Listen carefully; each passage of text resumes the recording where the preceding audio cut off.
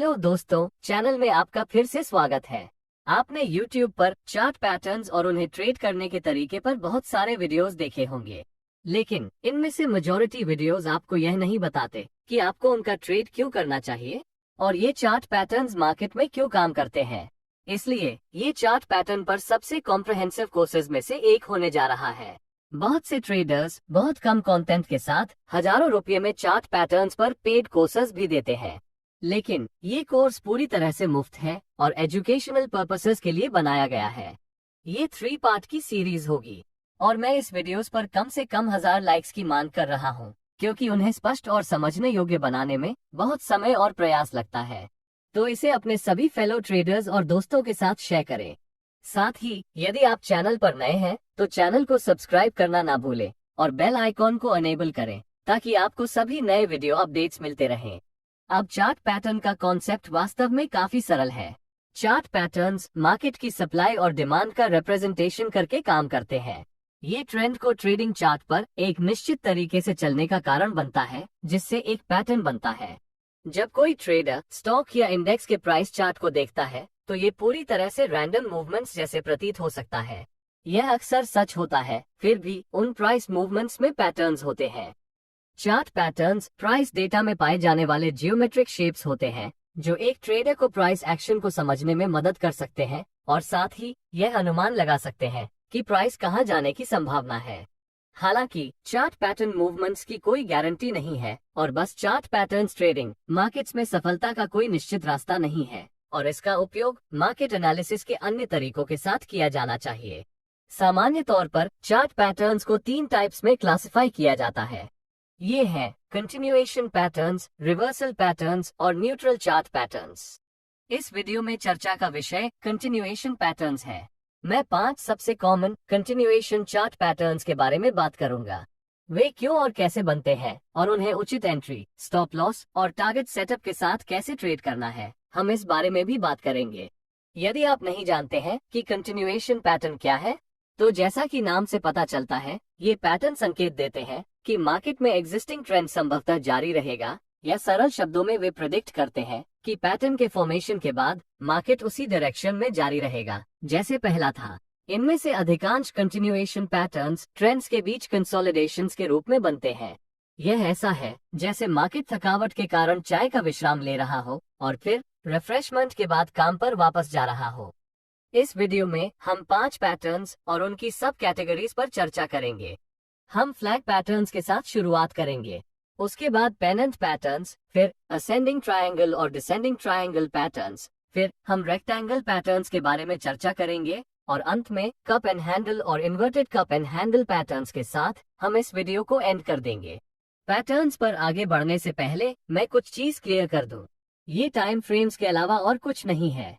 बात यह है कि ये सभी पैटर्न्स जिसके बारे में मैं बात करने जा रहा हूँ, यह इंट्राडे से लेकर स्विंग से लेकर पोजिशनल टाइम फ्रेम तक लगभग सभी टाइम फ्रेम्स में बनेगा। और यह पैटर्न्स हायर टाइम फ्रेम्स के साथ बेहतर काम करते हैं क्योंकि इसे बनने में अधिक समय लगता है और इसलिए अधिक लोग इनके बारे में जानते हैं।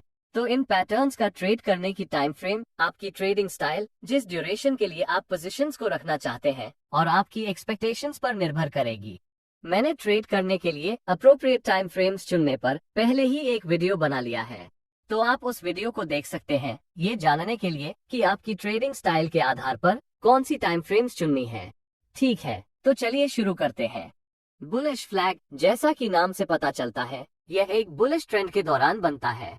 बुल फ्लैग एक स्ट्रॉन्ग, लगभग वर्टिकल बुलिश ट्रेंडिंग मूव के साथ शुरू होता है जो फिर स्टेबलाइज हो जाता है और फिर पैरेलल टॉप्स और बॉटम्स के साथ एक माइनर बेरिश करेक्शन में बदल जाता है जो महत्वपूर्ण सपोर्ट और रेजिस्टेंस लेवल्स हैं। किसी भी फ्लैग पैटर्न के 3 पार्ट्स होते हैं जो इसे बनाते हैं। बुल फ्लैग की सही पहचान करने के लिए मैं कुछ संकेत देने जा रहा हूँ। एक फ्लैग पोल बनाते हुए प्रीसीडिंग अप ट्रेंड की तलाश करें। जैसा कि हम जानते हैं कि एक बुलिश फ्लैग पैटर्न एक बुलिश ट्रेंड के दौरान बनता है। इसका मतलब है कि कैंडल्स की रेंज सामान्य से अधिक बुलिश है और वे हाईज के पास क्लोज होने की ट्रेंड रखते हैं। यह मार्केट में बाइंग इंटरेस्ट का एक स्ट्रॉन्ग संकेत है और यह भी क्लियर है कि मार्केट में बुल्स डोमिनेंट हो रहे हैं। एक स्ट्रॉन्ग प्राइस मूव के बाद मार्केट को ब्रेक लेने की जरूरत है। इसे एक प्रॉफिट बुकिंग फेज के रूप में देखा जा सकता है, जहां इनिशियल बायर्स अपने कुछ प्रॉफिट्स की बुकिंग कर रहे हैं। यहां आप एक संभावित बुल फ्लैग बनने की उम्मीद कर सकते हैं, क्योंकि मार्केट पुलबैक करता है। पुलबैक के दौरान बना हुआ प्राइस एक्शन का प्रकार ही फ्लैग पैटर्न को नॉर्मल पुलबैक से अलग करता है। आप जो खोज रहे हैं वो शैलो पुलबैक है, जिसमें पहले की स्ट्रॉन्ग बुलिश मूव की तुलना में छोटी रेंज की कैंडल्स शामिल है, या इसे एक स्ट्रॉन्ग मूव के बाद इंडिसिजन कैंडल्स के ग्रुप के रूप में देखा जा सकता है। यह आपको बताता है कि सेलर्स प्राइस कम करने के लिए स्ट्रगल कर रहे हैं और बायर्स अभी भी कंट्रोल में हैं। इसलिए यदि आप बड़ी रेंज की कैंडल्स के साथ एक स्टीप पुलबैक देखते हैं, तो यह शायद बुल फ्लैग पैटर्न नहीं है। आमतौर पर रिट्रेसमेंट ओरिजिनल ट्रेंड या पोल के 38.2% लेवल से नीचे एंड होता है, जैसा कि फिबोनाची द्वारा दर्शाया गया है। लेकिन अगर रिट्रेसमेंट पोल के 50% से नीचे चला जाता है, तो इसे फ्लैग पैटर्न नहीं माना जा सकता है। ये रेंज जितनी टाइट होगी, मार्केट के हायर लेवल्स पर ब्रेकआउट देने की संभावना उतनी ही अधिक होगी। अब हमने सीखा है कि बुल फ्लैग की पहचान कैसे की जाती है, तो हम डिस्कस कर सकते हैं कि फ्लैग पैटर्न का ट्रेड कैसे करें। इसलिए मैं एंट्री के तरीकों, स्टॉप लॉस कहां लगाना है और टारगेट कैसे निर्धारित करना है, इस पर चर्चा करूंगा। आइए एंट्री क्राइटेरिया से शुरुआत करें।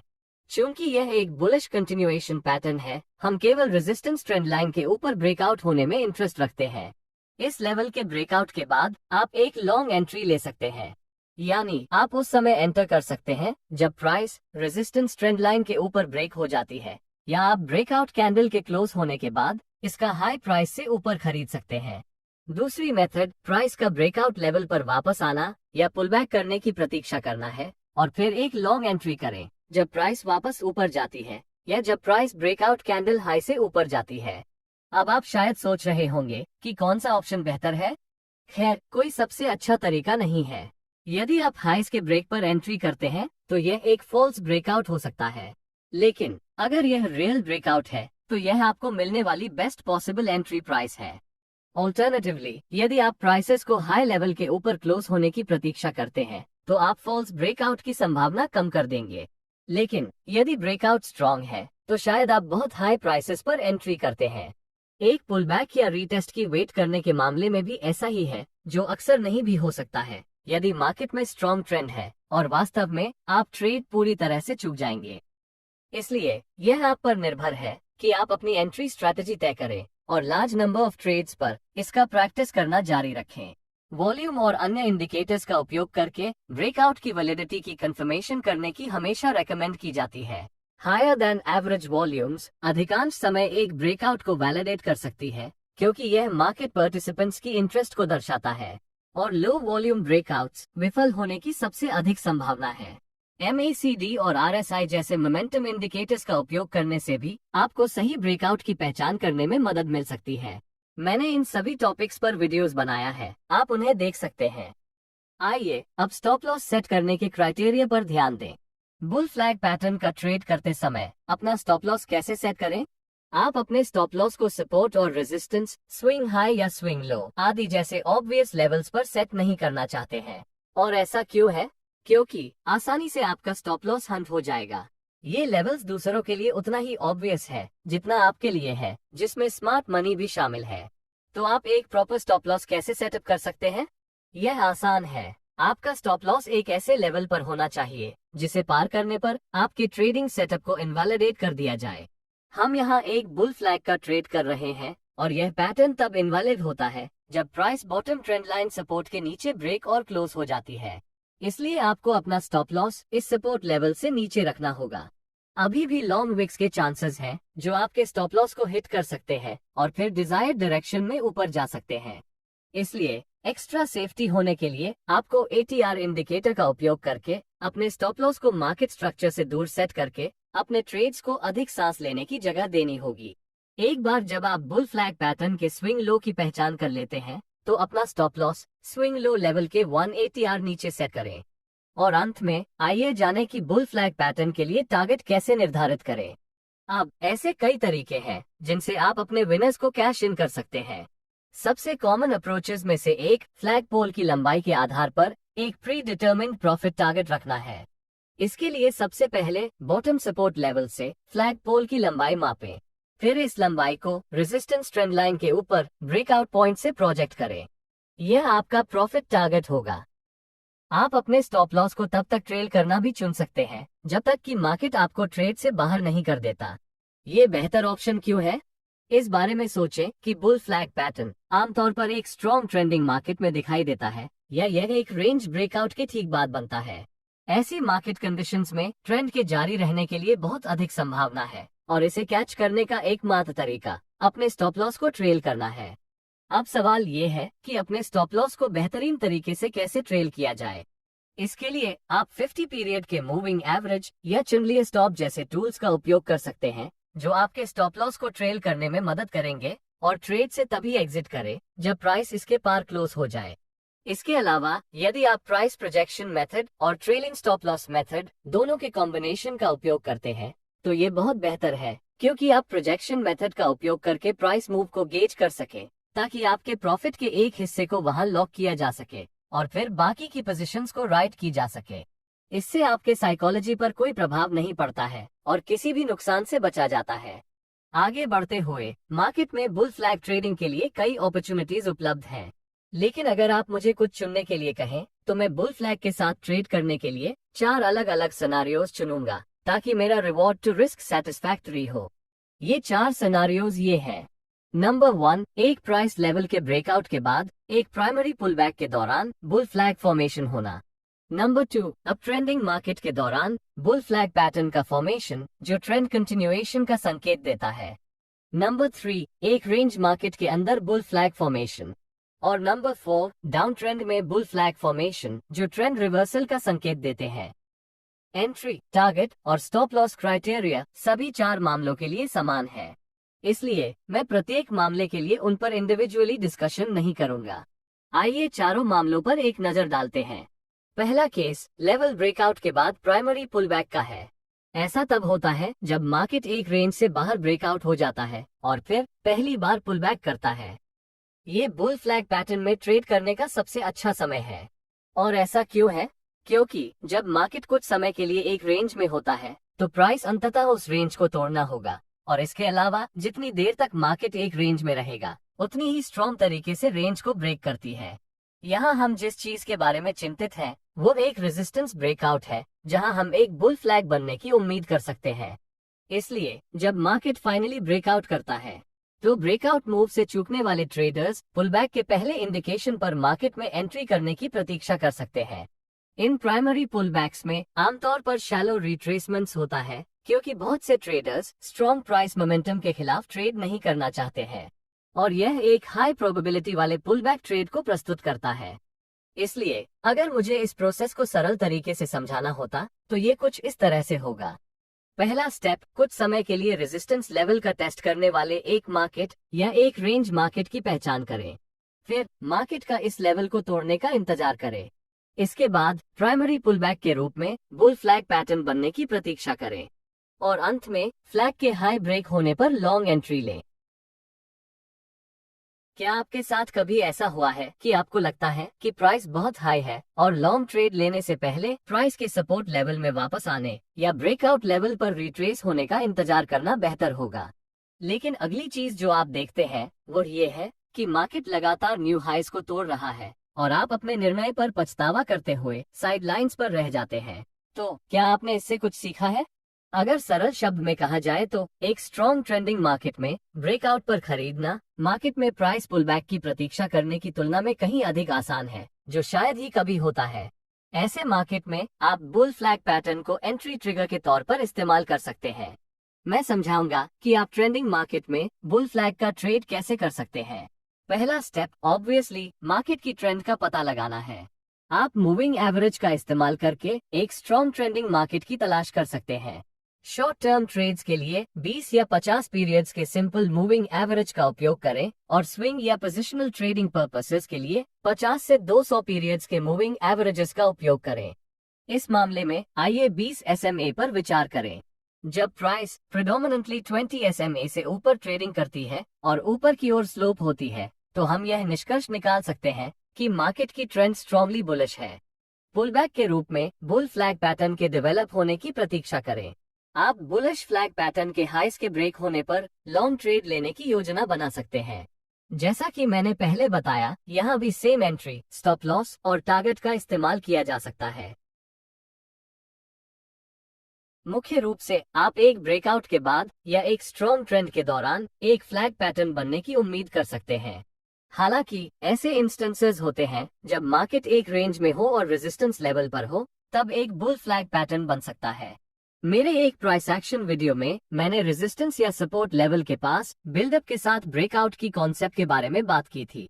यदि आप बाद में इसके बारे में अधिक जानना चाहते हैं तो आप आई बटन पर उस वीडियो पा सकते हैं। यहाँ भी यही कॉन्सेप्ट अप्लाई होती है। ऐसा इसलिए होता है क्योंकि कोई सेलर्स इंटरेस्टेड नहीं है या बायर्स रेजिस्टेंस पर खरीदने को तैयार है। जो भी मामला हो, ये बुलिश स्ट्रेंथ का संकेत है और मार्केट ऊपर ब्रेक हो सकता है। तो आप ऐसे अपॉर्चुनिटी की पहचान कैसे करते हैं? मुख्य रूप से आपको एक रेंज मार्केट की पहचान करनी होगी, फिर एक फ्लैग पैटर्न के रेजिस्टेंस पर बनने की प्रतीक्षा करें जो एक बिल्डअप के रूप में है। हमेशा की तरह आप बिल्डअप के टूटने पर ट्रेड कर सकते हैं या प्राइस के रेजिस्टेंस लेवल से ऊपर क्लोज होने की प्रतीक्षा कर सकते हैं। मैं जानता हूँ कि आप शायद सोच रहे होंगे, ये बंदा किस बारे में बात कर रहा है। कुछ ही मिनट पहले आपने कहा था कि बुल फ्लैग एक ट्रेंड कंटिन्यूएशन पैटर्न है, तो हम इसे डाउन ट्रेंड में क्यों ढूंढ रहे हैं? हाँ, इस बात से इनकार नहीं किया जा सकता है कि बुल फ्लैग वास्तव में एक ट्रेंड कंटिन्यूएशन पैटर्न है। लेकिन अगर मैं आपको बताऊं कि एक ऐसा तरीका है जिससे आप डाउन ट्रेंड पर ट्रेंड कंटिन्यूएशन पैटर्न के रूप में बुल फ्लैग का उपयोग करके प्रॉफिट्स कमा सकते हैं, इस मेथड का संबंध मार्केट स्ट्रक्चर से है। यदि आप मार्केट स्ट्रक्चर के बारे में नहीं जानते हैं तो आप इसे मेरी प्राइस एक्शन प्लेलिस्ट से देख सकते हैं। ये काफी आसान तरीका है। आगे बढ़ने से पहले आपको कुछ चीजें देखनी होंगी। सबसे पहले, प्राइस को डाउनवर्ड ट्रेंड लाइन रेजिस्टेंस के ऊपर क्लोज होनी चाहिए। हम डाउन ट्रेंड स्ट्रक्चर में ब्रेक के बारे में बात कर रहे हैं। फिर अगर प्राइस इस ट्रेंड लाइन रेजिस्टेंस के ऊपर एक बुल फ्लैग बनाती है तो आपके पास एक जैकपॉट ट्रेड बन सकता है। आप यहाँ जो कर रहे हैं वो एक एंडिंग डाउन ट्रेंड और एक पोटेंशियल स्टार्टिंग अप ट्रेंड के बीच ट्रेड कर रहा है। अगर आप शुरुआत से ही अप ट्रेंड को पकड़ने में सक्षम हैं, तो आपको जबरदस्त फायदा हो सकता है। ट्रेड एंट्री, स्टॉप लॉस और टारगेट कंडीशन समान रहेगी। रेंज मार्केट स्ट्रेटजी के समान मैं अभी भी सुझाव देता हूँ कि आप एक टाइट ट्रेलिंग स्टॉप लॉस का उपयोग करें, जैसे कि 20 पीरियड की मूविंग एवरेज, क्योंकि इस केस में हम एक कंट्रेरियन पोजीशन ले रहे हैं। एक बेयर फ्लैग पैटर्न एक बुल फ्लैग पैटर्न के ठीक ऑपोजिट है। ये भी एक और कंटिन्यूएशन चार्ट पैटर्न है, लेकिन एक बेयर फ्लैग संकेत देता है कि मार्केट में गिरावट की संभावना है। मैं इसके बारे में जल्दी बात करूंगा, वरना वीडियो की लंबाई बहुत अधिक हो जाएगी। यदि आप एक बुल फ्लैग के ट्रेडिंग से जुड़ी हर चीज को समझने में सक्षम हैं, तो एक बेयर फ्लैग का ट्रेडिंग करना आपके लिए बहुत ही आसान होगी। आपको बस 180 डिग्री पर बुल फ्लैग के साथ सीखी गई हर चीज को पलटना है और अब आप बेयर फ्लैग को जानते हैं। मार्केट में बेयर फ्लैग की पहचान कैसे करें? पहले नीचे की और एक स्ट्रॉन्ग ट्रेंडिंग मूव के लिए देखें। इसका मतलब है कि कैंडल्स की रेंज सामान्य से अधिक बेरिश है और वे लोज के करीब क्लोज होते हैं। नीचे की और एक मजबूत बेरिश मूव होने के बाद मार्केट पुलबैक के रूप में आराम लेता है। पुलबैक में पहले की मूव की तुलना में छोटी रेंज की कैंडल्स शामिल होनी चाहिए और रेंज जितनी टाइट होगी, नीचे की और मार्केट ब्रेकआउट होने की उतनी ही अधिक संभावना होगी। मजबूत बेरिश मूव फ्लैग के पोल को रिप्रेजेंट करती है और पुलबैक के दौरान का प्राइस कंसोलिडेशन पैटर्न का फ्लैग बनाता है। फ्लैग रिट्रेसमेंट पोल की लंबाई के 50% से अधिक नहीं बढ़ना चाहिए, अन्यथा इसे बेयर फ्लैग नहीं माना जाता है। एंट्री क्राइटेरिया अभी भी सिमिलर है, एक्सेप्ट कि अब हम केवल शॉर्टिंग अपॉर्चुनिटीज की तलाश करेंगे, क्योंकि ये एक बेरिश कंटिन्यूएशन पैटर्न है। जब प्राइस सपोर्ट ट्रेंड लाइन से नीचे टूटती है तो आप सेल कर सकते हैं, लेकिन यहाँ फेकआउट्स होने का खतरा होता है। इसलिए आप ब्रेकडाउन कैंडल के क्लोज होने का इंतजार कर सकते हैं और फिर इसके लोज से नीचे एंटर कर सकते हैं। लेकिन अगर ब्रेकआउट कैंडल बहुत बड़ी है तो आप बहुत कम प्राइसेस पर एंट्री करेंगे और रिवॉर्ड टू रिस्क प्रभावित होगा। अंत में आप ब्रेकडाउन ट्रेंड लाइन पर एक पुलबैक या रीटेस्ट की प्रतीक्षा कर सकते हैं और प्राइसेस डिक्लाइन होने पर एक शॉर्ट एंट्री ले सकते हैं। यहाँ मुद्दा ये है कि एक स्ट्रॉन्ग डाउन ट्रेंडिंग मार्केट के दौरान प्राइस अक्सर पर्याप्त रूप से पुलबैक नहीं करेगी और आप अपने अपॉर्चुनिटी से चूक जाएंगे। इसलिए यह आप पर निर्भर है कि आप अपनी एंट्री स्ट्रेटेजी तय करें और लार्ज नंबर ऑफ ट्रेड्स पर इसका प्रैक्टिस करना जारी रखें। वॉल्यूम्स और MACD, RSI आदि जैसे मोमेंटम इंडिकेटर्स का उपयोग करके ये सुनिश्चित करें कि ब्रेकआउट वैलिड है या नहीं। जब आपकी पोजीशन को प्रोटेक्ट करने की बात आती है तो अपने स्टॉप लॉस को ऐसे लेवल पर रखें जो आपके ट्रेडिंग सेटअप को इनवैलिडेट कर दे। इस मामले में यदि प्राइस रेजिस्टेंस ट्रेंड लाइन से ऊपर टूटता है तो बेयर फ्लैग इनवैलिड है।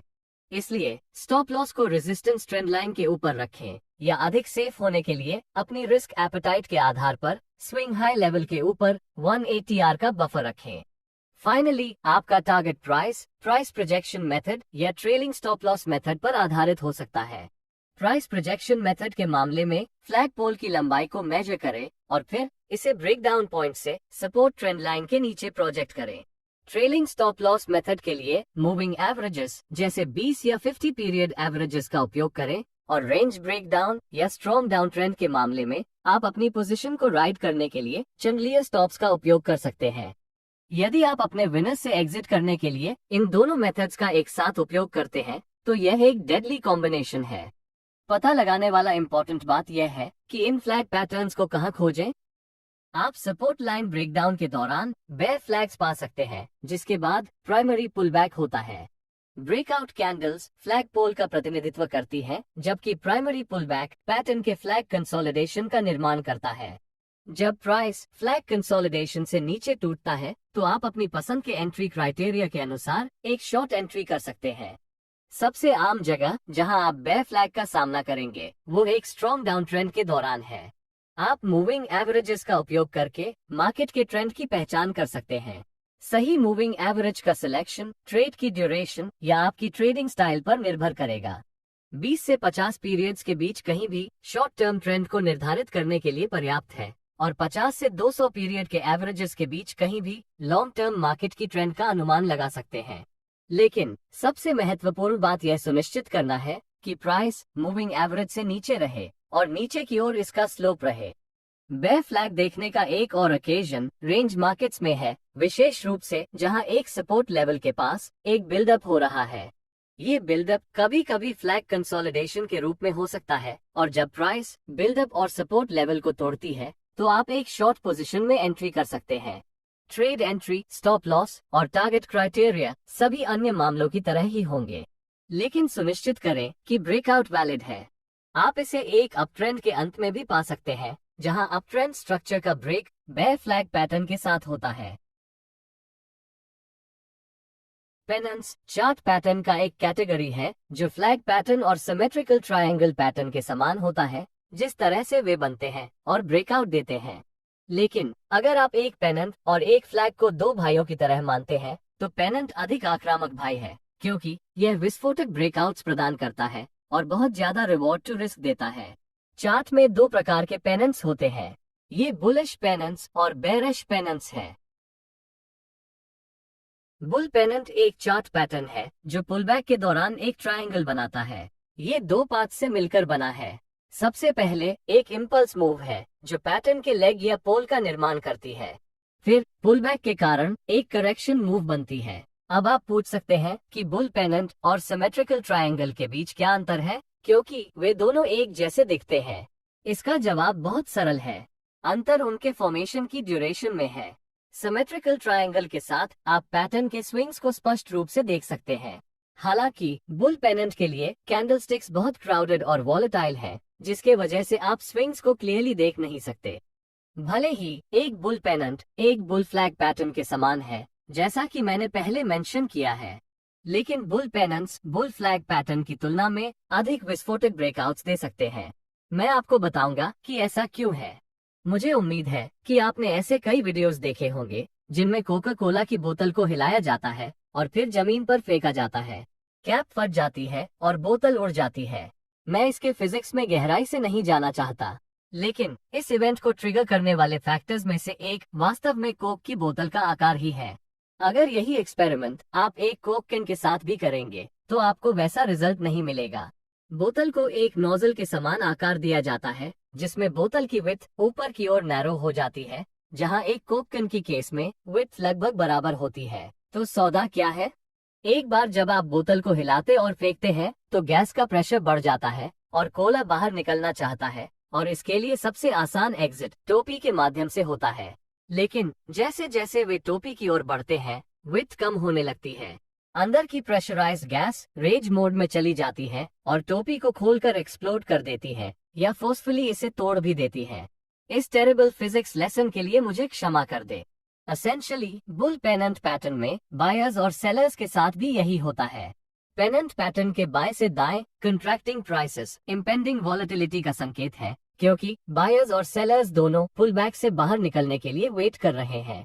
इसके रिजल्ट एक विस्फोटक ब्रेकआउट हो सकता है। लेकिन चूंकि बुल पेनेंट पैटर्न एक ट्रेंड रिवर्सल पैटर्न नहीं है, बल्कि ट्रेंड कंटिन्यूएशन पैटर्न है, इसलिए हम केवल बाइंग अपॉर्चुनिटीज की तलाश करेंगे।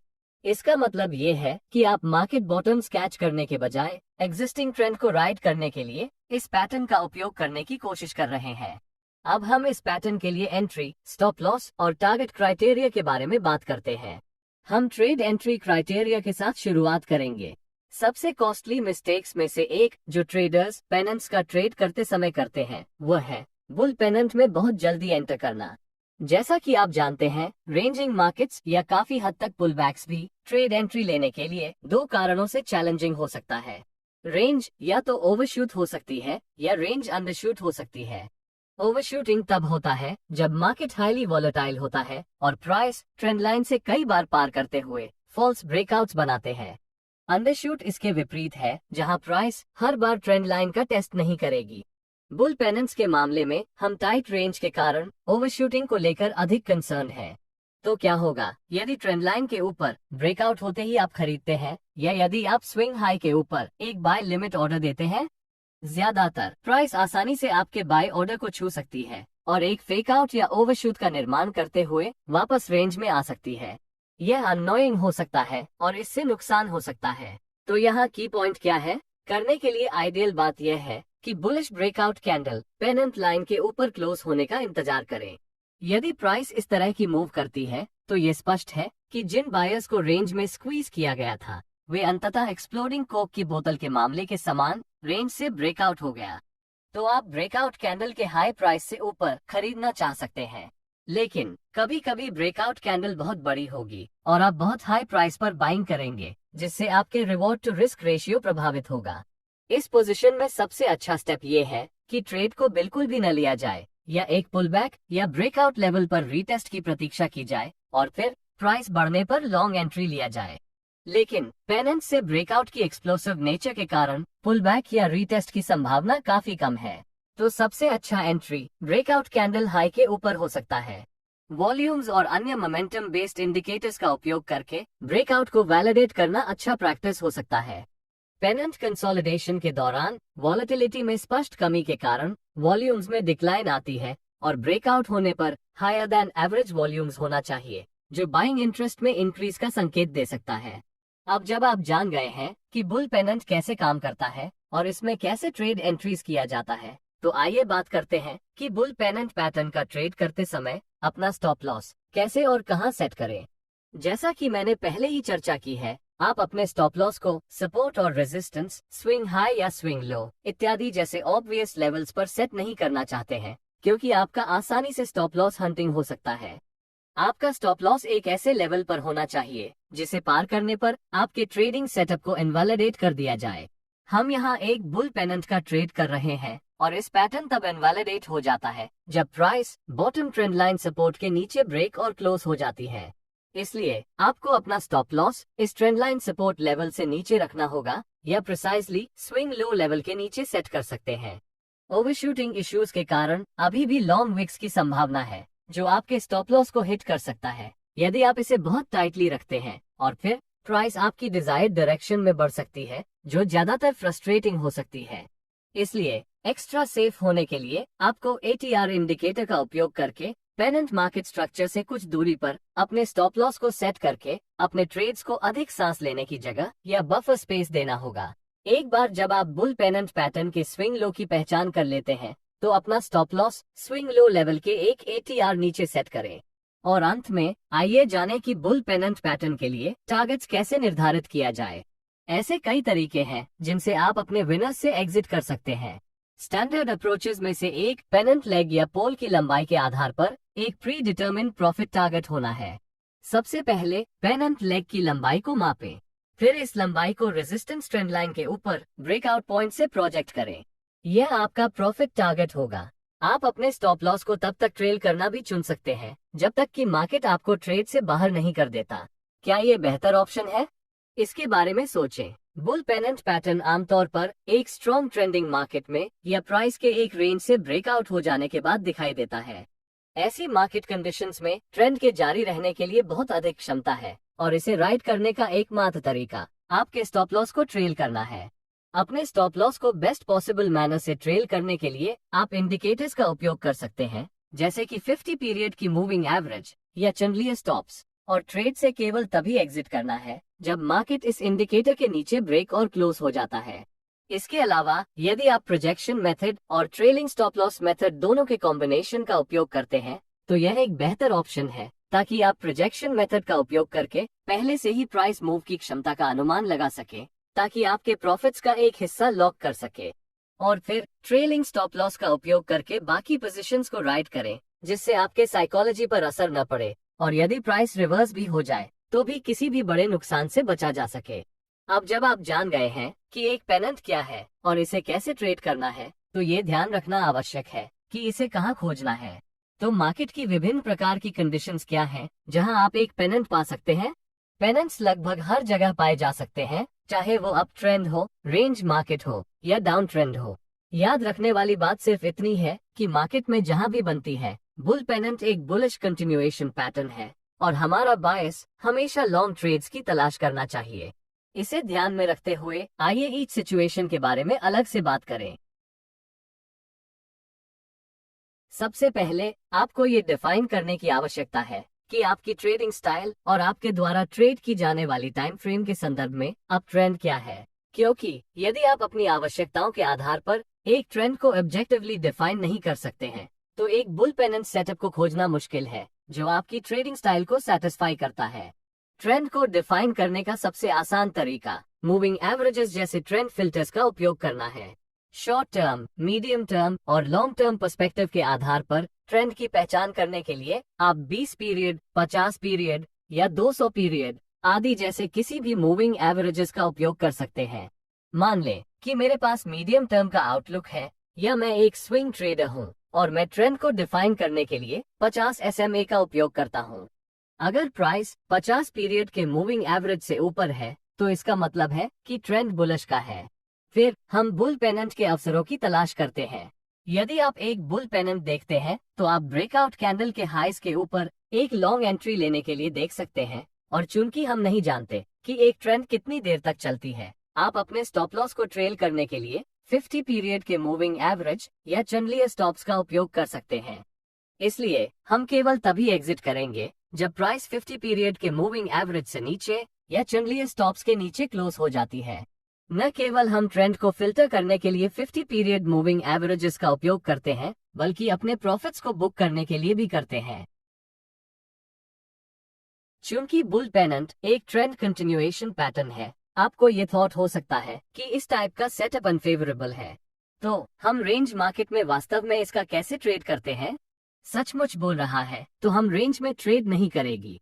अब मैं क्या सजेस्ट कर रहा हूँ? इसका मतलब है कि रेंज के भीतर हाइज और लोज खरीदने की कोशिश करने के बजाय हम रेंज के पोटेंशियली एंड होने की प्रतीक्षा करते हैं। इसका मतलब ये है कि हम रेजिस्टेंस पर बुल पेनेंट पैटर्न के रूप में बनने वाले टाइट कंसोलिडेशंस या बिल्डअप्स की तलाश करते हैं।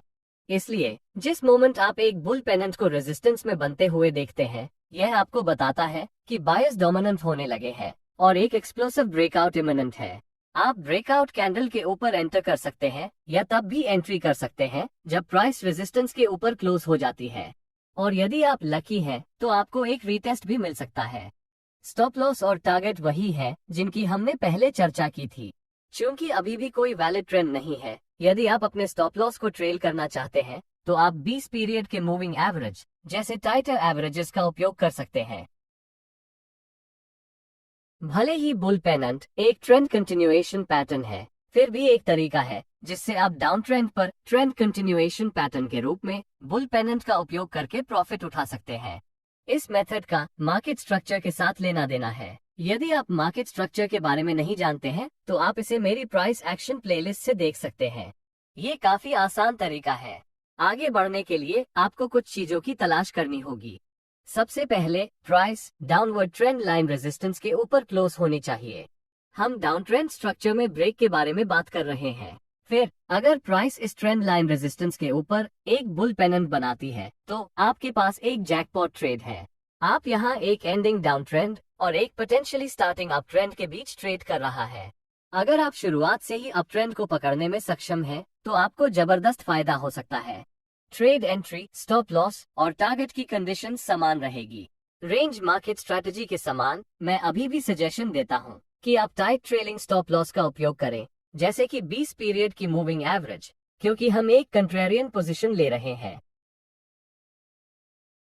मैं बेयर पेनेंट के सभी डिटेल्स में नहीं जाऊंगा। ये बिल्कुल बुल पेनेंट्स की ऑपोजिट है। यह एक बेरिश कंटिन्यूएशन चार्ट पैटर्न है और इसमें एक स्ट्रॉन्ग बेरिश बॉडी के साथ इंपल्स कैंडल शामिल है, जिसके बाद छोटी कैंडल से जुड़ा एक टाइट कंसोलिडेशन और वॉलेटिलिटी में कॉन्ट्रैक्शन भी है। हम उम्मीद करते हैं कि price trend line support level से नीचे विस्फोटक रूप से ब्रेक करेंगे और ट्रेंड के साथ जारी रहेगा। भले ही ये पैटर्न आमतौर पर एक डाउन ट्रेंडिंग मार्केट में पाया जाता है, हम इसे तब भी देख सकते हैं जब प्राइस एक सपोर्ट लेवल से नीचे की रेंज से टूटने वाली होती है, जहां एक बिल्डअप एक बेयर पेनेंट के रूप में फॉर्म किया जाता है। आप इसे एक अप ट्रेंड के अंत में भी पा सकते हैं, जहां स्ट्रक्चर का ब्रेक बेयर पेनेंट पैटर्न के साथ होता है। अगर मुझे एंट्री क्राइटेरिया पर चर्चा करनी है तो हम केवल शॉर्टिंग अपॉर्चुनिटीज की तलाश करेंगे। चूंकि ब्रेकडाउन विस्फोटक होने की उम्मीद है, इसलिए जब breakout candle trend line support के नीचे एक क्लोजिंग देता है तो हम ट्रेड एंट्री करना चाह सकते हैं। आप ब्रेकआउट कैंडल के लो से नीचे शॉर्ट कर सकते हैं। यदि ब्रेकडाउन कैंडल बहुत बड़ी है और रिवॉर्ड टू रिस्क को अफेक्ट कर रही है तो ट्रेड को छोड़ देना या ब्रेकआउट लेवल पर वापस पुलबैक की प्रतीक्षा करना बेहतर है, जिसका पेनेंट के मामले में कम चांसेस होता है। इसलिए यह आपको डिसाइड करना है कि आप कहां एंट्री करना चाहते हैं।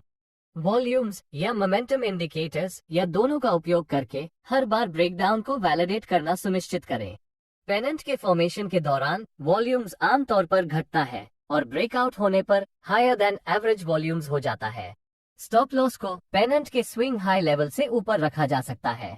स्विंग हाई के ऊपर 180 आर बफर प्रदान करना अनएक्सपेक्टेड ओवरशूट्स और स्टॉप लॉस हंटिंग को लिमिट कर सकता है। टारगेट को प्राइस प्रोजेक्शन मेथड का उपयोग करके रखा जा सकता है, जहां लेग की लंबाई को ब्रेकडाउन पॉइंट के नीचे प्रोजेक्ट करके टारगेट सेट किया जाता है, या जब आप ट्रेंड राइड करने की योजना बना रहे हो तो सूटेबल मूविंग एवरेजेस का उपयोग करके स्टॉप लॉस को ट्रेल करें। आपको तभी एग्जिट करना है जब प्राइस मूविंग एवरेज से ऊपर क्लोज होता है। आगे बढ़ते हुए अब हम ट्रायंगल पैटर्न्स पर ध्यान केंद्रित करते हैं, नेमली असेंडिंग ट्रायंगल और डिसेंडिंग ट्रायंगल चार्ट पैटर्न्स। चलिए शुरू करते हैं। असेंडिंग ट्रायंगल एक बुलिश चार्ट पैटर्न है जो संकेत देता है कि मार्केट ऊपर जाने वाला है।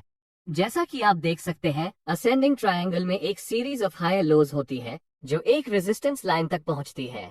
ये कुछ पॉसिबल रीजन से बुलिश स्ट्रेंथ का संकेत है। हायर लोज इस बात का संकेत है कि बायर्स हायर प्राइसेस पर बाय करने को तैयार हैं। ऐसा इसलिए है क्योंकि अगर बायर्स हायर प्राइसेस पर बाय करने के लिए तैयार नहीं है तो आप रेजिस्टेंस में हायर लोज को नहीं देखेंगे। फैक्ट ये है कि मार्केट एक सीरीज ऑफ हायर लोज बनाता है जो आपको बताता है कि प्राइस में इंक्रीज जारी रहने के बावजूद मार्केट में डिमांड है। दूसरी बात यह है कि सेलिंग प्रेशर नहीं है। यदि स्ट्रॉन्ग सेलिंग प्रेशर होता तो प्राइस लंबे समय तक रेजिस्टेंस पर नहीं रहती। इसके बजाय ये जल्दी से नीचे की ओर गिरेगा। लेकिन चूंकि प्राइस अभी भी रेजिस्टेंस के पास होवर कर रही है, इसका मतलब है कि सेलिंग प्रेशर में कमी है, भले ही यह सेल करने के लिए आकर्षक लेवल होते भी। ध्यान में रखने के लिए एक और महत्वपूर्ण बात यह है कि बहुत सारे बाय स्टॉप ऑर्डर्स हैं जो रेजिस्टेंस के ऊपर क्लस्टर किए गए हैं, क्योंकि हर बार जब प्राइस रेजिस्टेंस का टेस्ट करती है तब अधिक ट्रेडर्स मार्केट को शॉर्ट करने के लिए देखेंगे और वे अपना स्टॉप लॉस को रेजिस्टेंस लेवल का ऊपर रखेंगे। अब सोचिए कि अगर मार्केट ऊपर की ओर ब्रेकआउट देती है तो क्या होगा। खैर, ये बाय स्टॉप ऑर्डर्स ट्रिगर हो जाएंगे और इससे प्राइसेस में और तेजी आएगी। इसलिए असेंडिंग ट्रायंगल चार्ट पैटर्न का ट्रेड करते समय ये कॉमन मिस्टेक न करें, क्योंकि अधिकांश ट्रेडिंग टेक्स्ट बुक्स आपको बताएंगी कि जब प्राइस रेजिस्टेंस पर हो तो शॉर्ट करें, लेकिन हर रेजिस्टेंस लेवल शॉर्टिंग के लिए नहीं होता है। इसके बजाय आपको ये देखना चाहिए कि प्राइस इस रेजिस्टेंस के करीब कैसे पहुंचती है। चूंकि आपने सीखा है कि हायर लोज का रेजिस्टेंस में आना बुलिश स्ट्रेंथ का संकेत है, इसका मतलब है कि मार्केट रेजिस्टेंस से ऊपर ब्रेकआउट होने की संभावना है, और इस केस में आप शॉर्ट ट्रेड लेना और ट्रेंड के अगेंस्ट ट्रेडिंग नहीं करना चाहेंगे। अब हम एंट्री क्राइटेरिया के बारे में बात करेंगे। तो अपनी एंट्री को बेहतर टाइम कैसे करें? खैर, इसे करने के कुछ तरीके हैं। पहला तरीका यह है कि जब प्राइस असेंडिंग ट्रायंगल के हाई लेवल या रेजिस्टेंस के ऊपर टूटता है तो लॉन्ग ट्रेड्स लेना है। आपको बस रेजिस्टेंस लेवल के ऊपर एक लिमिट बाय ऑर्डर देना है, और जब प्राइस हाई लेवल से ऊपर टूटती है तो आप तुरंत लॉन्ग हो जाएंगे। यदि ब्रेकआउट रियल है तो ये ट्रेड एंट्री करने के लिए सर्वोत्तम प्राइसेस में से एक है, लेकिन ये तरीका बहुत रिस्की है और संभावना है कि यह फॉल्स ब्रेकआउट हो सकता है। यह अगली मेथड पिछले अप्रोच के समान है। फर्क सिर्फ इतना है कि आप प्राइस का असेंडिंग ट्रायंगल पैटर्न के हाई लेवल से ऊपर ब्रेक और क्लोज होने की वेट करते हैं। एक बार कैंडल क्लोज हो जाने पर आप ब्रेकआउट कैंडल हाई के ऊपर लॉन्ग एंट्री कर सकते हैं। ये फॉल्स ब्रेकआउट्स की संभावना को कम करता है, लेकिन यदि मोमेंटम स्ट्रॉन्ग है तो आप अपने ट्रेड में बहुत हाई प्राइसेस पर एंटर करेंगे।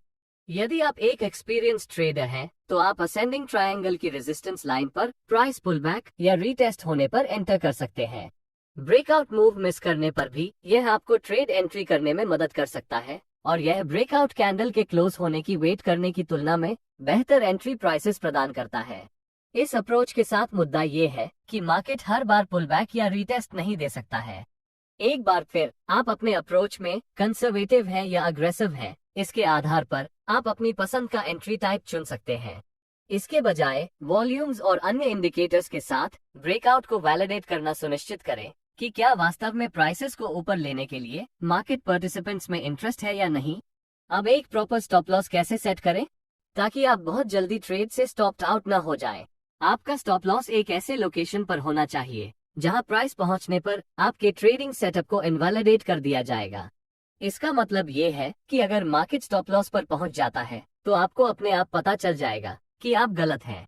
इसलिए रेजिस्टेंस लेवल के नीचे स्टॉप लॉस रखना एक अच्छा आइडिया नहीं है। फिर और कहां रखें, इसके बारे में सोचो। आपके स्टॉप लॉस को सेट करने के लिए आइडियल लोकेशन कहां है, ताकि यदि मार्केट उस तक पहुंच जाए तो आपको पता चल जाए कि असेंडिंग ट्रायंगल पैटर्न इनवैलिड है। चूंकि पैटर्न हायर स्विंग लोज बनाता है, और यदि प्राइस रीसेंट स्विंग लो से नीचे जाती है और लोअर लो बनाती है तो हम सुनिश्चित हो सकते हैं कि एनालिसिस गलत था। तो ये ठीक वही जगह है जहां आपको अपना स्टॉप लॉस रखने की जरूरत है, यानी रीसेंट स्विंग लो के ठीक नीचे। आप रीसेंट स्विंग लो के नीचे 180R बफर जोड़कर प्राइस को कुछ सांस लेने की जगह भी दे सकते हैं। मुझे आशा है कि यह क्लियर है। अब मैक्सिमम प्रॉफिट्स के लिए अपने विनिंग ट्रेड से कहां एग्जिट करें? हमेशा की तरह दो टेक्निक्स हैं जिन पर आप विचार कर सकते हैं। पहला ट्रेलिंग स्टॉप लॉस मेथड है और दूसरा है price projection method. Trailing stop loss का विचार यह है कि हमें पता नहीं है कि ट्रेंड कितनी देर तक चलेगी, इसलिए जब तक मार्केट हमारे फेवर में चलता है हम अपने प्रॉफिट्स को लॉक इन करने के लिए जहां तक पॉसिबल हो ट्रेंड की राइड करने के लिए स्टॉप लॉस को ट्रेल करते हैं। तो आप अपने स्टॉप लॉस को कैसे ट्रेल करते हैं? इसके लिए आप मूविंग एवरेज जैसे इंडिकेटर्स का उपयोग कर सकते हैं। उदाहरण के लिए आप स्विंग ट्रेड्स के लिए 50 पीरियड के मूविंग एवरेज का उपयोग करके अपने स्टॉप लॉस को ट्रेल कर सकते हैं। इसका मतलब है कि आप अपनी पोजीशन तब तक बनाए रखेंगे जब तक कि मार्केट 50 पीरियड के मूविंग एवरेज से नीचे ब्रेक और क्लोज नहीं हो जाता। आप में से कुछ सोच रहे होंगे कि 50 पीरियड का मूविंग एवरेज क्यों? दरअसल 50 पीरियड के मूविंग एवरेज के बारे में कुछ खास नहीं है। पूछने के लिए बेहतर क्वेश्चंस हैं। आप किस प्रकार के ट्रेंड्स को कैप्चर करना चाहते हैं और आपकी ट्रेडिंग स्टाइल क्या है? लॉन्ग टर्म ट्रेंड्स के लिए आप 200 पीरियड की मूविंग एवरेज का उपयोग कर सकते हैं, और शॉर्ट टर्म ट्रेंड्स के लिए आप 20 पीरियड के मूविंग एवरेज का उपयोग कर सकते हैं। अब प्राइस प्रोजेक्शन एक क्लासिकल चार्टिंग टेक्निक है जहां प्राइस खुद ही एग्जॉस्ट हो जाएगी। तो यह असेंडिंग ट्रायंगल चार्ट पैटर्न के लिए कैसे काम करता है? पहले हाईएस्ट पॉइंट यानी रेजिस्टेंस लेवल से लोएस्ट पॉइंट तक असेंडिंग ट्रायंगल की विड्थ को मेजर करें। इस विड्थ को ब्रेकआउट लेवल में जोड़ें और यह आपका प्राइस प्रोजेक्शन या एक्सपेक्टेड टारगेट लेवल है। प्राइस प्रोजेक्शन के साथ इश्यूज में से एक ये है कि मार्केट आपके टारगेट प्रॉफिट को लगभग हिट कर सकता है केवल एक सडन रिवर्सल करने के लिए। कभी कभी ये पूरी तरह से रिवर्स भी हो सकता है और आपके स्टॉप लॉस को हिट कर सकता है। तो ऐसा कुछ होने से बचने के लिए आपको क्या करना चाहिए? इसके लिए ट्रेलिंग स्टॉप लॉस और प्राइस प्रोजेक्शन कॉम्बो बनाएं, यानी आप दोनों टेक्निक्स को कंबाइन कर सकते हैं। इसका मतलब ये है कि यदि मार्केट आपके पक्ष में चलता है लेकिन यह आपके प्राइस प्रोजेक्शन लेवल तक नहीं पहुंचा है, तो आप अपने ओपन प्रॉफिट्स को लॉक इन करने के लिए एक मूविंग एवरेज का उपयोग कर सकते हैं। अगर एक सडन रिवर्सल हो जाता है तब भी आपके पास जो कुछ भी प्रॉफिट्स है उसे प्रोटेक्ट करने में सक्षम होंगे और सब कुछ मार्केट को वापस नहीं देने पड़ेगा। डिसेंडिंग ट्रायंगल एक और लॉजिकल चार्ट पैटर्न है और यदि सही ढंग से ट्रेड किया जाता है तो यह आपको होने वाले एक्सप्लोसिव ब्रेकआउट ट्रेड्स को पकड़ने की अनुमति देता है। यह एक बेरिश चार्ट पैटर्न है जो दर्शाता है कि सेलर्स कंट्रोल में है और एक बेरिश ट्रेंड कंटिन्यूएशन का संकेत देता है।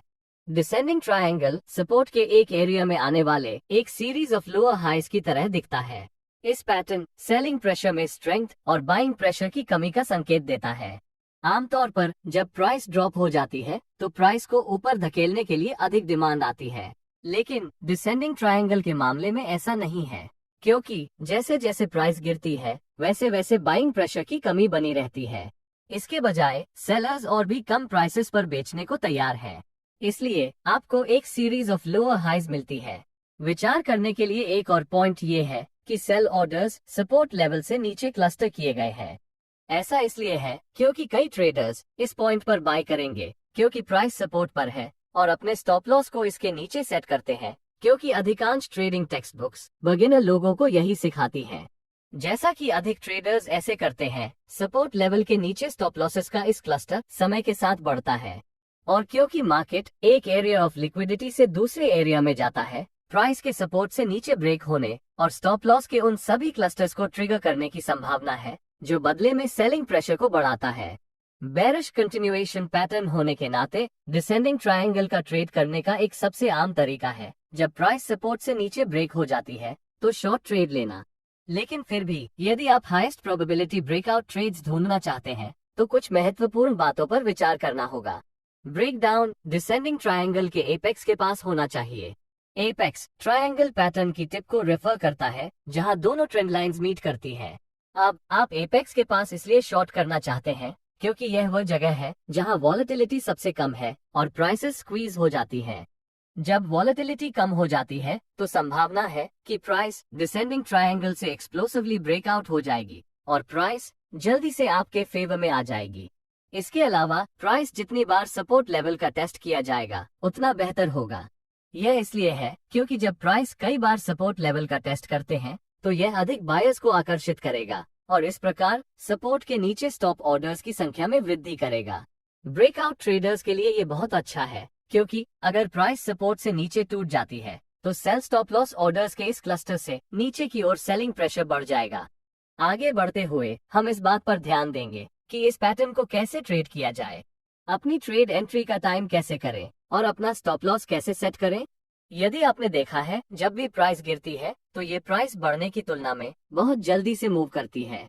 इसलिए यदि आप ब्रेकआउट कैंडल के सपोर्ट लेवल से नीचे क्लोज होने का इंतजार करते हैं तो संभावना है कि प्राइस बहुत रैपिडली गिर सकती है और आपको मार्केट का पीछा करना पड़ेगा। इस मामले में एक लिमिट सेल ऑर्डर का उपयोग करना और ट्रेड में एंटर करना प्रेफर किया जाता है जब प्राइस सपोर्ट से नीचे ब्रेक हो जाती है। यदि आप एक अधिक कंजर्वेटिव ट्रेडर हैं और आप ब्रेकआउट पॉइंट पर आंख बंद करके सेल लिमिट ऑर्डर नहीं देना चाहते क्योंकि प्राइस फॉल्स ब्रेकआउट्स दे सकती है और ऊपर बढ़ सकती है, इसलिए आप अपने बायस की कंफर्मेशन के लिए प्राइस की वेट कर सकते हैं और आप सपोर्ट लेवल से नीचे ब्रेकआउट कैंडल क्लोज होने के बाद मार्केट को शॉर्ट कर सकते हैं। लेकिन क्या होगा यदि आप डिसेंडिंग ट्रायंगल के ब्रेकडाउन को मिस आउट करते हैं? यदि ऐसा होता है तो आखिरी चीज जो आप नहीं करना चाहते हैं वो पैटर्न के टूटने के बाद मार्केट का पीछा करना। इसके बजाय एक बेहतर ऑप्शन ये है कि आप ब्रेकआउट पॉइंट को फिर से रीटेस्ट होने के लिए प्राइस का इंतजार करें। यदि आप फिर से रीटेस्ट की प्रतीक्षा करते हैं, आप एक फेवरेबल ट्रेड लोकेशन में एंट्री कर रहे हैं जहां प्रीवियस सपोर्ट लेवल रेजिस्टेंस के रूप में कार्य करने की संभावना है। इसका मतलब है कि आपके ट्रेड पर एक टाइट स्टॉप लॉस है जो एक बेहतर रिवॉर्ड टू रिस्क रेशियो प्रदान करता है। लेकिन दुख की बात है कि इस पैटर्न के साथ पुलबैक या रीटेस्ट बहुत बार नहीं होते हैं। ब्रेकआउट वैलिडेशन के लिए वॉल्यूम्स का उपयोग करना अच्छा प्रैक्टिस है। और स्टॉप लॉस के बारे में क्या? वो पॉइंट जहां डिसेंडिंग ट्रायंगल पैटर्न इनवैलिडेट हो जाता है वो तब बनता है जब प्राइस सबसे रीसेंट स्विंग हाई लेवल से ऊपर ब्रेक और क्लोज हो जाती है। तो एक अच्छा स्टॉप लॉस सबसे रीसेंट स्विंग हाई लेवल से ऊपर होगा, और अगर आप और भी सेफ होना चाहते हैं तो इसे कुछ बफर दें, जैसे 180R, और इसे रीसेंट स्विंग हाई से ऊपर सेट करें। मैक्सिमम प्रॉफिट्स के लिए अपने विनिंग ट्रेड से कैसे एग्जिट करें? हर दूसरे पैटर्न के समान आपके विनिंग ट्रेड से एग्जिट करने के दो तरीके हैं। पहला है प्राइस प्रोजेक्शन मेथड और दूसरा ट्रेलिंग स्टॉप लॉस मेथड है। प्राइस प्रोजेक्शन में डिसेंडिंग ट्रायंगल के हाईएस्ट और लोएस्ट पॉइंट के बीच की दूरी की मेजरमेंट करें। इस हाइट को लें और इसे ब्रेकआउट पॉइंट से नीचे की ओर प्रोजेक्ट करें। प्रोजेक्टेड फ्यूचर प्राइस पॉइंट वो है जहां आप डिसेंडिंग ट्रायंगल पैटर्न के ब्रेकडाउन में एंटर करने के बाद अपने ट्रेड से एग्जिट करते हैं। आप प्राइस प्रोजेक्शन टेक्निक का उपयोग ये तय करने के लिए भी कर सकते हैं कि ट्रेड में एंट्री करने के लिए बहुत देर हो चुकी है या नहीं। यानी अगर प्राइस अपने प्रोजेक्टेड टारगेट तक पहुंचने के करीब है तो शायद इस मूव में ज्यादा रिवॉर्ड नहीं बचा है और आप ट्रेड को छोड़ना चाह सकते हैं। दूसरी मेथड ट्रेलिंग स्टॉप लॉस का उपयोग करना है। प्राइस प्रोजेक्शन टेक्निक के विपरीत ट्रेलिंग स्टॉप लॉस एक फिक्स्ड टारगेट प्रॉफिट का उपयोग नहीं करता है। इसके बजाय जैसे ही प्राइस आपके फेवर में चलती है आप अपने स्टॉप लॉस को ट्रेल कर लेते हैं ताकि आप ट्रेंड राइड कर सकें। आपको सबसे पहले ये तय करना होगा कि आप किस प्रकार की ट्रेंड को पकड़ना चाहते हैं, चाहे वो शॉर्ट, मीडियम या लॉन्ग टर्म की ट्रेंड हो। अपने स्टॉप लॉस को सूटेबल मूविंग एवरेजेस के साथ ट्रेल करें। उदाहरण के लिए शॉर्ट टर्म के लिए 20 SMA, मीडियम टर्म के लिए 50 SMA और लॉन्ग टर्म के लिए 200 SMA। फिर अपने ट्रेड से तब एग्जिट करें जब प्राइस मूविंग एवरेज के ऊपर क्लोज हो जाती है। इसलिए यदि आप मार्केट में प्राइस स्विंग्स को कैप्चर करना चाहते हैं तो प्राइस प्रोजेक्शन टेक्निक बेहतर है, और अगर आप मार्केट में ट्रेंड की राइड करना चाहते हैं तो ट्रेलिंग स्टॉप लॉस मेथड सबसे अच्छा काम करता है। हमारे पैटर्न्स की फोर्थ कैटेगरी की ओर बढ़ते हैं। रेक्टेंगल फॉर्मेशन इंपॉर्टेंट सपोर्ट और रेजिस्टेंस का प्रतिनिधित्व करने वाली हॉरिजॉन्टल लाइंस द्वारा फॉर्म्ड एक क्लासिकल चार्ट पैटर्न है। यह एक कंटिन्यूएशन पैटर्न है जो एग्जिस्टिंग मार्केट ट्रेंड में पॉज के दौरान एक ट्रेडिंग रेंज बनाता है। पैटर्न की पहचान करना काफी आसान है क्योंकि इसमें कम से कम दो बराबर हाइज और दो समान लोज हैं। हाइज और लोज दो पैरेलल लाइंस बनाने के लिए जोड़ा जा सकता है जो रेक्टेंगल के टॉप और बॉटम बनाती है। एक रेक्टेंगल फॉर्मेशन सेलर्स और बायर्स के बीच इंडिसीजन की एक पीरियड को दर्शाता है क्योंकि वे एक दूसरे को पंचेस फेंकते हैं लेकिन दोनों में से किसी का दूसरे पर क्लियर डोमिनेंस नहीं है। रेक्टेंगल्स को ट्रेडिंग रेंज, कंजेस्शन एरियाज या कंसोलिडेशन जोन्स के रूप में भी जाना जाता है। हम कंटिन्यूएशन पैटर्न्स के बारे में बात कर रहे हैं, इसलिए हम उम्मीद करते हैं कि प्राइस ब्रेकआउट करके एग्जिस्टिंग ट्रेंड के साथ जारी रहेगी।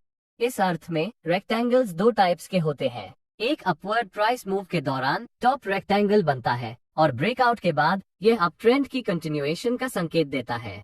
अगला रेक्टेंगल एक डाउन ट्रेंड के दौरान बनता है और इसे बॉटम रेक्टेंगल कहा जाता है, जो संकेत करता है कि ब्रेकआउट के बाद डाउन मूव जारी रहेगा। रेक्टेंगल पैटर्न्स ट्रेंड को रिवर्स भी कर सकते हैं, इसलिए इन रिवर्सल पैटर्न्स को डबल टॉप्स और ट्रिपल टॉप्स जैसे स्पेसिफिक नेम्स दिए जाते हैं जब प्राइस रिस्पेक्टिवली 2 और 3 बार रेजिस्टेंस का टेस्ट करती है और फिर नीचे जाती है। इसे डबल बॉटम और ट्रिपल बॉटम्स भी बुलाते जब प्राइस सपोर्ट लेवल्स का रिस्पेक्टिवली 2 और 3 बार टेस्ट करता है और ऊपर की ओर रिवर्स करता है। पैटर्न क्या करने वाला है ये स्पष्ट रूप से समझने के लिए हमें ब्रेकआउट होने तक इंतजार करना होगा। इसलिए यदि आप इस पैटर्न को बाय हार्ट करने की कोशिश करते हैं तो यह एसेंशियली एक confusing piece of price action है। मैं जो सलाह देता हूँ वो रियल ब्रेकआउट देने के लिए प्राइस की प्रतीक्षा करना है और फिर डिसाइड करना है कि क्या आप ट्रेंड के साथ ट्रेड करना चाहते हैं या इसके खिलाफ जाना चाहता है। इन शॉर्ट, रेक्टेंगल पैटर्न की पहचान करने के लिए हमें एक ट्रेंडिंग स्टॉक का पता लगाने की आवश्यकता होगी जिसमें कंसोलिडेशन की पीरियड हो। कम से कम 2 टॉप्स और 2 बॉटम्स एक दूसरे से हॉरिजॉन्टल होने चाहिए। इस स्टॉक के बिहेवियर से पता चलता है कि प्राइस एक बॉक्स के अंदर लॉक्ड है। टॉप रेक्टेंगल एक अप ट्रेंड के दौरान देखा जाता है। आपको पैटर्न के टॉप लेवल के माध्यम से एक ब्रेकआउट नोटिस करना होगा। ये कंफर्म करेगा कि बुलिश मूव वापस आ रही है। जब पैटर्न बुलिश ट्रेंड को जारी रखने के लिए रेजिस्टेंस लेवल के ऊपर एक ब्रेकआउट बनाता है तो ट्रेडर्स लॉन्ग पोजीशन में एंटर कर सकते हैं। बॉटम रेक्टेंगल पैटर्न इसके बुलिश काउंटरपार्ट के बिल्कुल विपरीत है। ये पैटर्न डाउन ट्रेंड के दौरान होता है। पैटर्न की कंफर्मेशन करने के लिए प्राइस को पैटर्न के लोअर सपोर्ट लेवल को तोड़ना होगा।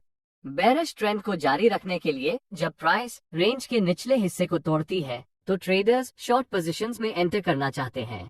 जब आप रेक्टेंगल पैटर्न को देखते हैं तो कैसे ट्रेड करें?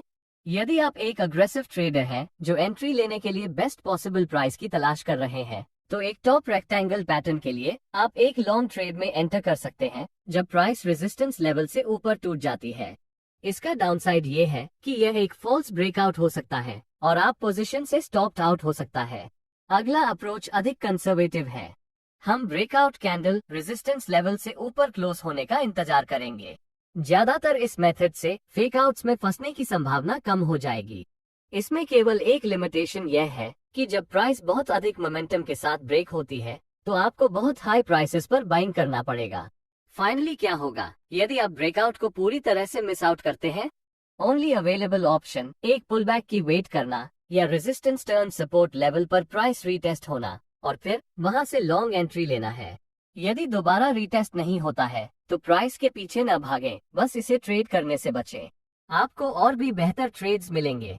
सुनिश्चित करें कि ब्रेकआउट के दौरान वॉल्यूम्स बढ़ता है जो हाई बाइंग इंटरेस्ट का संकेत देता है। ऐसा करने के लिए आप MACD, RSI आदि जैसे इंडिकेटर्स का भी उपयोग कर सकते हैं। आमतौर पर एक बेरिश ब्रेकडाउन के साथ एक बॉटम रेक्टेंगल पैटर्न के लिए हमारी प्राइमरी इंस्टिंक्ट बेचने की होनी चाहिए। यहाँ भी 3 ट्रेड एंट्रीज संभव है। ब्रेकडाउन होने पर सबसे अग्रेसिव एंट्री होता है। अधिक कंजर्वेटिव अप्रोच सपोर्ट लेवल के नीचे ब्रेकडाउन कैंडल के क्लोज होने की कंफर्मेशन की वेट करना है। अंतिम ऑप्शन ये है कि यदि आप ब्रेकडाउन को मिस आउट कर गए हैं तो फिर आप पुल बैक या रीटेस्ट की प्रतीक्षा करें। इसलिए मैं ऑप्टिमल एंट्री डिसाइड करने के फैसला आप पर छोड़ता हूँ। वॉल्यूम्स और अन्य मोमेंटम बेस्ड इंडिकेटर्स के साथ ब्रेकआउट को वैलिडेट करना सुनिश्चित करें। अब हम प्रॉपर स्टॉप लॉस सेट करना सीखेंगे। हम नहीं चाहते कि स्टॉप लॉस हमारे रिस्क मैनेजमेंट को प्रभावित करे। इसलिए जब आप एक रेक्टेंगल ब्रेकआउट देखते हैं तो सपोर्ट और रेजिस्टेंस के बीच की दूरी को मापें और फिर इस विड्थ के मिडिल में अपना स्टॉप लॉस लगाएं। ये टॉप और बॉटम रेक्टेंगल्स दोनों पर अप्लाई होता है। ऐसा करने से आपका पोजीशन सिक्योर्ड रहेगा। तब आपको पता चल जाएगा कि आप जो इस ट्रेड से मैक्सिमम अमाउंट खो सकते हैं वो पैटर्न के आधे विड्थ के बराबर है। एक रेक्टेंगल ब्रेकआउट पैटर्न पर खरीदने या बेचने के बाद स्टॉप लॉस को मिड पॉइंट पर रखा जाना चाहिए क्योंकि ट्रेंड जारी रहने से पहले ब्रेकआउट में शेकआउट्स होने की संभावना होगी। इसलिए यदि आप स्टॉप लॉस को ब्रेकआउट पॉइंट पर या उसके ठीक नीचे रखते हैं तो ट्रेंड के साथ राइड शुरू करने से पहले स्मार्ट मनी अधिक शेयर्स बेस्ट प्राइसेस पर एक्वायर करने के लिए आपके स्टॉप लॉसेस को हिट कर देगी। अब बात करते हैं कि कैसे एक प्रॉफिटेबल ट्रेड से एग्जिट करें। रेक्टेंगल पैटर्न का ट्रेड करते समय मिनिमम टारगेट के बारे में एक क्लियरली स्टेटेड रूल है। आपको पैटर्न के विड्थ के बराबर मिनिमम प्राइस मूव के लिए अपने ट्रेड में बने रहना चाहिए। यह इम्प्लाई करता है कि रेक्टेंगल के सपोर्ट और रेजिस्टेंस के बीच की विड्थ को ब्रेकआउट मोमेंट से चार्ट पर प्रोजेक्ट करना चाहिए। चूंकि स्टॉप लॉस रेक्टेंगल रेंज के मिडिल पॉइंट पर है, इसका मतलब है कि टारगेट के साइज स्टॉप लॉस का 2 गुना है। इससे रिवॉर्ड टू रिस्क रेशियो 2:1 हो जाता है। जब तक यह मूव एग्जॉस्ट नहीं हो जाता तब तक आप ट्रेंड को राइड करने के लिए ट्रेलिंग स्टॉप लॉस मेथड का उपयोग कर सकते हैं। हाँ, आप सही है, सूटेबल पीरियड का मूविंग एवरेजेस इसमें आपकी मदद कर सकता है। एक और तरीका है जिससे ट्रेडर्स रेक्टेंगल्स का ट्रेड कर सकते हैं। यदि पैटर्न की विड्थ बहुत अधिक है तो आप सपोर्ट लेवल पर बाय और रेजिस्टेंस लेवल पर सेल कर सकते हैं। इसका उपयोग इंट्राडे या स्विंग स्ट्रैटेजी के रूप में किया जा सकता है यदि यह decent reward to risk ratio प्रदान करता है। यदि आपके पास एक टॉप रेक्टेंगल पैटर्न है तो आप बॉटम सपोर्ट लेवल से एक लॉन्ग एंट्री ले सकते हैं और अपने स्टॉप लॉस को कंसोलिडेशन के दौरान सबसे लोएस्ट विक या कैंडल के नीचे रख सकते हैं। टारगेट स्पष्ट रूप से रेजिस्टेंस लेवल होगा। इसी तरह एक बॉटम रेक्टेंगल पैटर्न के लिए जब प्राइस टॉप रेजिस्टेंस लेवल से नीचे आती है तो आप शॉर्ट ट्रेड्स के लिए देख सकते हैं और स्टॉप लॉस को कंसोलिडेशन के दौरान सबसे हाईएस्ट विक या कैंडल के ऊपर रखा जाता है। टारगेट लोअर सपोर्ट लेवल हो सकता है। कभी कभी यदि ब्रेकआउट भी हो जाता है तो यह मेथड आपको ब्रेकआउट होने से पहले ही बेस्ट पॉसिबल प्राइस प्रोवाइड करती है।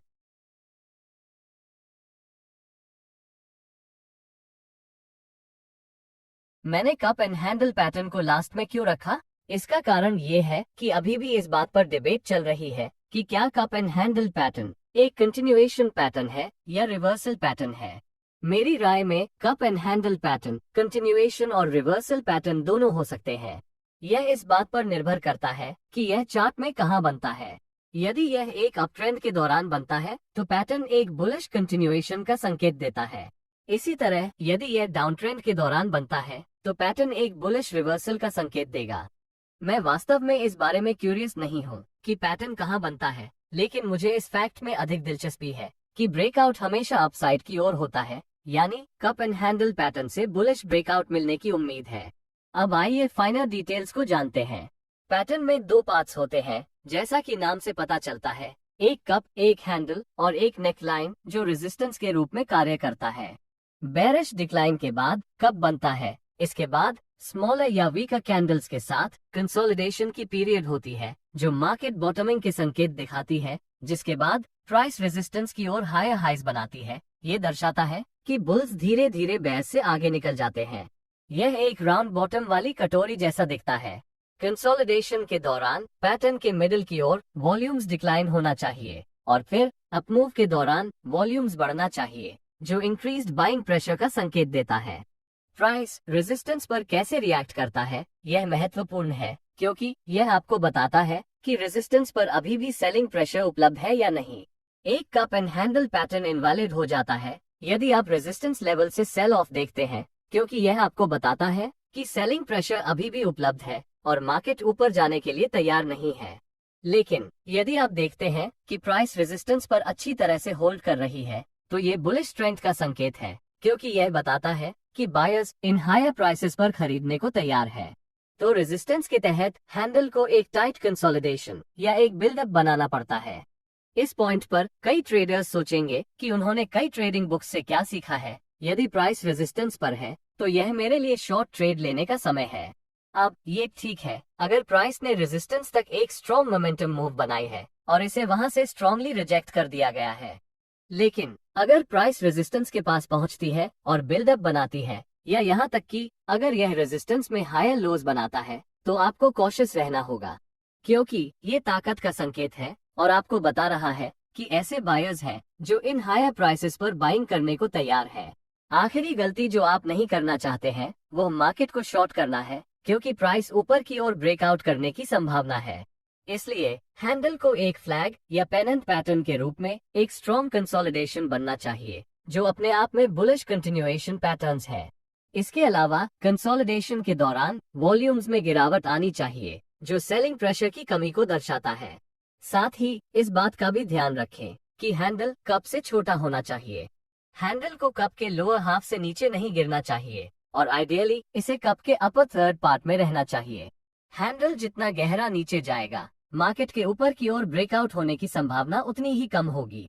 हैंडल प्राइसेस को कम करने के लिए आखिरी बेरिश अटेम्प्ट है और जब प्राइस हैंडल के ऊपर ब्रेकआउट हो जाती है तो हम उम्मीद करते हैं कि प्राइसेस में राइज होगी। अब एंट्री, स्टॉप लॉस और टारगेट क्राइटेरिया पर एक नजर डालते हैं। कप एंड हैंडल पैटर्न की कंफर्मेशन तब होती है जब प्राइस टाइट कंसोलिडेशन रेंज से ऊपर ब्रेक हो जाती है। तो ये सबसे अग्रेसिव और सबसे चीपेस्ट एंट्री प्राइस है जो आप पा सकते हैं।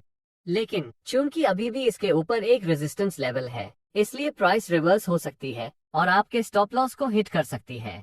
एक ऑल्टरनेट एंट्री नेकलाइन के ऊपर प्राइस ब्रेकआउट होने पर लॉन्ग पोजीशन लेके चलना है। ये दूसरी सबसे अच्छी प्राइस है जहां आपको एंट्री मिल सकती है। इस पर्टिकुलर मेथड में फॉल्स ब्रेकआउट्स का खतरा होता है। यदि आप अधिक कंजर्वेटिव हैं, तो ब्रेकआउट कैंडल के नेकलाइन के ऊपर क्लोज होने की प्रतीक्षा करें और फिर ब्रेकआउट कैंडल हाइस के ऊपर या अगले कैंडल पर एक लॉन्ग एंट्री लें। हालांकि कभी कभी मार्केट नेकलाइन के बहुत ऊपर क्लोज हो जाता है और आपको खराब एंट्री पॉइंट्स मिलता है। इसका परिणाम एक वाइडर स्टॉप लॉस और आपके ट्रेड पर एक छोटे पोजीशन साइज होता है। ऐसे इंस्टेंसेस में आप नेकलाइन पर पुल बैक या रीटेस्ट के रूप में एक शेकआउट करने के लिए प्राइस का इंतजार कर सकते हैं और जब प्राइस ऊपर की ओर रिवर्स हो जाती है तो आप एंट्री करने की योजना बना सकते हैं। वॉल्यूम्स और अन्य मोमेंटम इंडिकेटर्स का उपयोग करके ये सुनिश्चित करें कि ब्रेकआउट वैलिड है या नहीं। जिन कप्स का बॉटम्स लंबा और अधिक यू शेप्ड का होता है वे बेहतर ट्रेड सिग्नल्स देते हैं। शार्प वी शेप्ड बॉटम्स वाले कप्स से सावधान रहे। अब मेरा स्टॉप लॉस सही तरीके से कहाँ सेट करें? जब भी आप स्टॉप लॉस लगाते हैं तो उसे हमेशा इस रूल का पालन करना चाहिए। आपका स्टॉप लॉस एक ऐसे लेवल पर रखा जाना चाहिए जहां अगर मार्केट उस लेवल तक पहुंचता है तो आपका ट्रेडिंग सेटअप इनवैलिडेट हो जाता है। अपने आप से पूछें, कप एंड हैंडल पैटर्न कब इनवैलिड बनेगा? एक कप एंड हैंडल इनवैलिड तब होती है जब प्राइस पैटर्न के हैंडल के नीचे ब्रेक और क्लोज हो जाता है। स्टॉप लॉस प्लेसमेंट एक बुल फ्लैग या बुल पेनेंट पैटर्न के मामले के सिमिलर होती है। अब आप अपने स्टॉप लॉस को हैंडल के एग्जैक्ट लोज पर नहीं रखना चाहते हैं क्योंकि मार्केट उस एरिया ऑफ वैल्यू पर ट्रेड कर सकता है और लिक्विडिटी लेकर रिवर्स हो सकता है। इसके बजाय इसे हैंडल के नीचे कुछ 180 आर बफर स्पेस देकर सेट करें। अब बात करते हैं अपने विनिंग ट्रेड से कैसे एग्जिट करें। पहली मेथड स्पष्ट रूप से क्लासिक प्राइस प्रोजेक्शन मेथड है। यहाँ हम कप की हाइट को कप के बॉटम से नेकलाइन तक मापते हैं और फिर इसे ब्रेकआउट पॉइंट से नेकलाइन के ऊपर प्रोजेक्ट करते हैं। यह आपका फ्यूचर प्रॉफिट टारगेट होगा। दूसरी मेथड अपने स्टॉप लॉस को ट्रेल करने और बड़े ट्रेंड्स की राइड करने के लिए मूविंग एवरेजेस का उपयोग करना है। अब ट्रेंडिंग मार्केट्स में प्राइस लॉन्ग पीरियड्स के लिए मूविंग एवरेज से ऊपर रह सकती है, इसलिए आप जो करेंगे वो आपके स्टॉप लॉस को ट्रेल कर देना है क्योंकि प्राइस मूविंग एवरेज से ऊपर बनी हुई है और जब प्राइस मूविंग एवरेज के नीचे क्लोज होने पर आप पोजीशन से एग्जिट कर सकते हैं।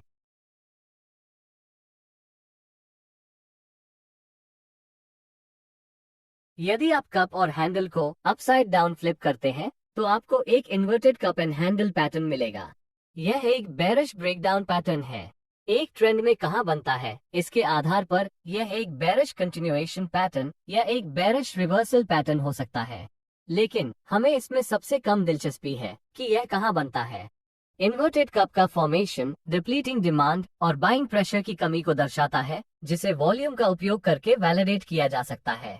हैंडल एक बेयर फ्लैग या बेयर पेनेंट के रूप में एक टाइट कंसोलिडेशन होना चाहिए जो कंट्रैक्टिंग वॉल्यूम्स के साथ भी आता है। यदि हैंडल कप के 50% या ऊपर से अधिक जाते हैं तो बेहतर होगा कि इसे एक वैलिड पैटर्न के रूप में न माने क्योंकि नेकलाइन सपोर्ट लेवल पर अभी भी पर्याप्त बाइंग प्रेशर उपलब्ध है जो प्राइसेस को और ऊपर पुश कर रहा है। एंट्री क्राइटेरिया के मामले में एक शॉर्ट ट्रेड इनिशिएट करना जब प्राइस हैंडल के कंसोलिडेशन के नीचे ब्रेक और क्लोज हो जाता है या जब प्राइस नेकलाइन के नीचे टूट जाता है। एक अधिक conservative entry level breakdown candle के लोज से नीचे होगा जब ब्रेकडाउन कैंडल सपोर्ट लेवल से नीचे क्लोज होने के बाद। यदि आप ट्रेड एंट्री मिस आउट किया है तो आप नेकलाइन पर एक पुलबैक या रीटेस्ट की प्रतीक्षा करें और जब प्राइस नीचे की ओर रिवर्स हो जाती है तो एक शॉर्ट ट्रेड लेना। स्टॉप लॉस को हैंडल के ऊपर 180 आर बफर के साथ रखा जा सकता है। टारगेट को इन्वर्टेड कप की हाइट के बराबर यानी नेकलाइन से कप के टॉप तक सेट किया जा सकता है और ब्रेकडाउन पॉइंट से नेकलाइन के नीचे प्रोजेक्ट किया जा सकता है। पूरे ट्रेंड को राइड करने का एक और तरीका मूविंग एवरेजेस का उपयोग करके ट्रेलिंग स्टॉप लॉस मेथड का उपयोग करना और जब प्राइस एवरेज से ऊपर क्लोज होते ही ट्रेड से बाहर निकलना है। अब यह एक ही वीडियो में सारे मेजर कंटिन्यूएशन पैटर्न्स हैं। मुझे उम्मीद है कि यह वीडियो आपको प्रत्येक पैटर्न के पीछे के लॉजिक को समझने में मदद करेगा। अगर वीडियो यूजफुल था तो कृपया इस वीडियो को लाइक करें क्योंकि वीडियोस को अंडरस्टैंडेबल बनाने में बहुत टाइम और एफर्ट लगता है। इसे अपने फेलो ट्रेडर्स के साथ शेयर भी करें। सीखना सुनिश्चित करें और चार्ट पर उन्हें पहचानने में प्रयास करें और यह भी देखें कि आपके लिए कौन सा पैटर्न्स काम करता है, फिर उन्हें कई चार्ट्स पर बैक टेस्ट करें। सभी नए वीडियो अपडेट्स प्राप्त करने के लिए चैनल को सब्सक्राइब करना न भूलें और बेल आइकॉन को अनेबल करें। मैं आपसे अगले एपिसोड में मिलूंगा।